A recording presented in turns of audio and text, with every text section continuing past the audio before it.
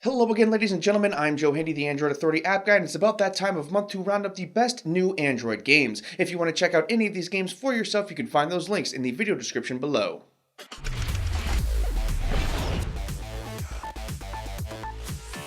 Five Nights at Freddy's Sister Location is the latest game in one of the most popular horror franchises in gaming. You'll find yourself in a familiar position as a security guard who must keep watch over some possessed animatronics without getting yourself killed. There are also some new mechanics laid over the top to give you an additional challenge. Along with the Five Nights of Standing Guard, there is also a mini-game, multiple endings, and a custom night. It's $2.99 with no in-app purchases.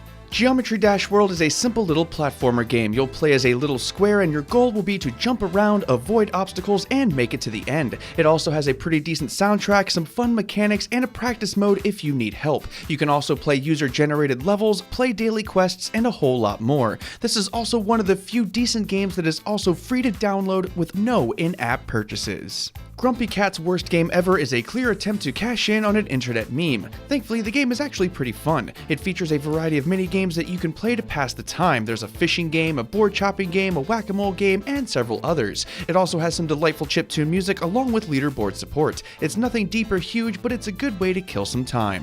The Little Fox is an infinite runner with a unique premise. The developers boast that it's the first infinite runner to use a hexagonal playing field. That means you'll have more than just a couple of directions that you can go. It features simple controls, colorful graphics, and an adorable little fox as a main character. It runs pretty well and it's fun to play, however some have complained about the advertising and there are a few bugs here and there. Capcom released the first 6 Mega Man games on Android. These are the ports of their originals, and they are the original games just with touchscreen controls laid over top. All 6 games cost the same and none of them have in-app purchases. Unfortunately, all 6 games do have some frame rate issues that Capcom claims to be looking into. Assuming these get fixed, they are all excellent platformers for mobile. If not, then it was wrong to put these games on this list and I sincerely apologize. Ukujira is a platformer where you play as a whale. Apparently, aliens have invaded Earth and human technology can't stop them. Thus, your job is to smash buildings as a giant whale for some reason. Weird logic aside, the game is actually pretty fun. It features colorful graphics, easy controls, a couple of different play modes, and a lot more.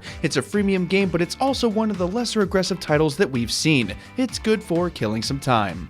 Roller Coaster Tycoon Classic is a port of the classic PC game of the same name. Your goal will be to jump into a scenario and build a theme park that meets the expectations. This version comes with both Roller Coaster Tycoon and Roller Coaster Tycoon 2. You can buy additional DLC through in-app purchases. It features pretty much everything that the original games did, except for this one is played with touch controls. It was a classic then, and it'll be a classic on Android soon enough.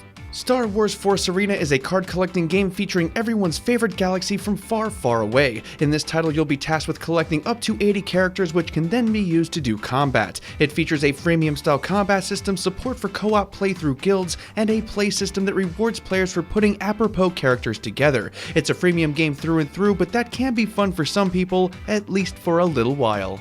The Walking Dead Season 3 is the latest chapter in a long line of successful titles from Telltale Games. Like its predecessors, you'll be playing through a selection of the Walking Dead comic book. The graphics, animations, and voice acting are all on par with the prior titles. However, gameplay seems to be a little buggy right now, and we're sure that Telltale Games will fix this eventually. For those who are still interested, the game is $4.99 for the first season, and then you can buy additional seasons as in-app purchases.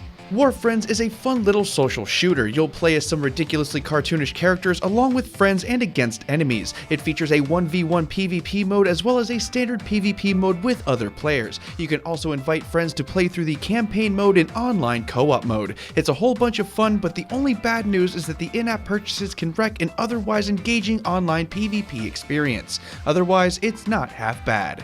And that about does it for this one, folks. If you want to keep watching, we have the latest Android Apps Weekly show linked up there on the screen and in the video description below, and it's a great place to check out the latest Android apps news. You can check out any of these games if you want to using the links provided in the video description below, and don't forget to keep it tuned to Android Authority because we are your source for all things Android. Thanks again for watching, everybody, and have a wonderful day.